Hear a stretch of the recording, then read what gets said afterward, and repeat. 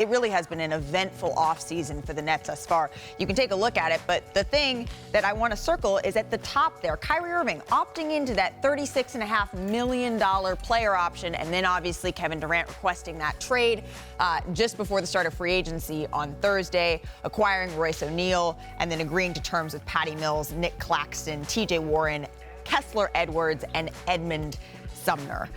So here now, I want to bring in our Brian Windhorst and Kendrick Perkins. Based on all of what we just heard from Woj, I want to circle back to one thing, this domino of Kevin Durant, waiting for that to fall and impact not only Kyrie Irving, but also, Brian, impact players like DeAndre Ayton. What are you hearing from around the league? What stood out to you from the reporting we just heard?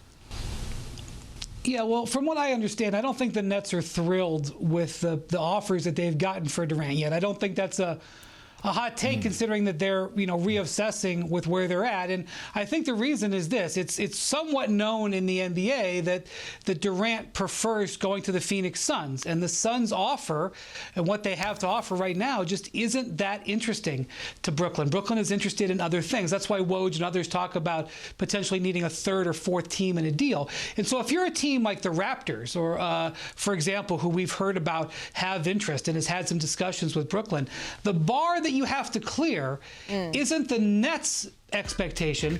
It's what the expectation or what the offer is from the Suns. And so I don't think that the premium offers that I think a lot of us in the media sometimes jump to when we talk about, oh, well, Team A can offer the Nets this, and we list like 4 or 5 beautiful players and asset stuff and swaps and picks and everything.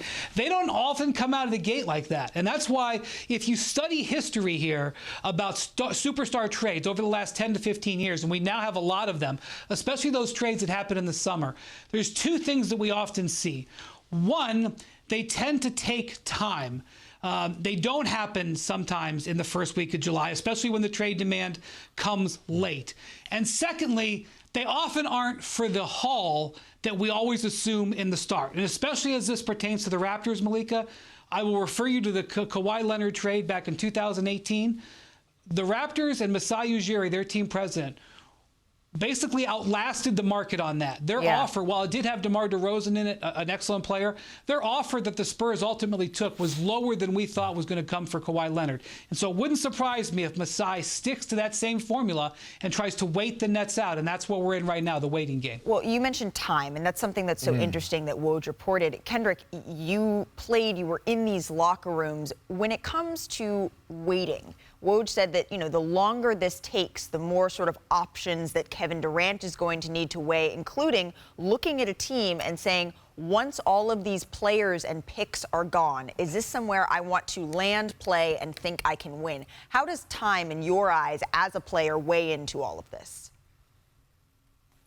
Oh, it weighs heavy. And we're talking about Kevin Durant, right? And we're talking about the effect that it has on everybody else in the locker room. Like, you're going to start getting to the point where teams are going to start hosting their private workouts. Players are going to get together and start meeting up in certain locations and having their bonding time and things to that nature. You want to get ahead of the curve. Here's the thing that I have to ask, right? We're still talking about Kevin Durant.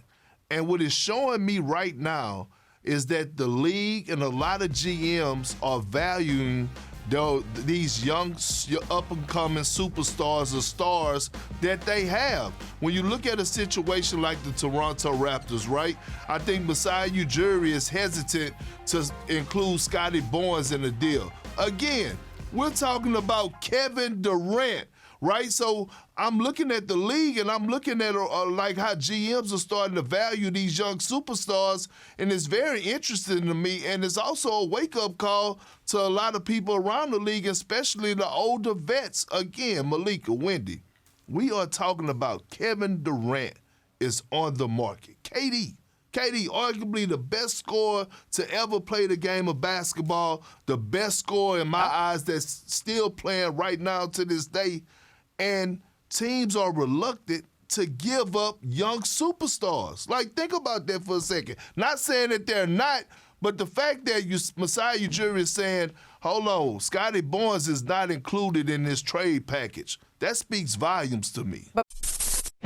Thanks for watching ESPN on YouTube. For live streaming, sports, and premium content, subscribe to ESPN+.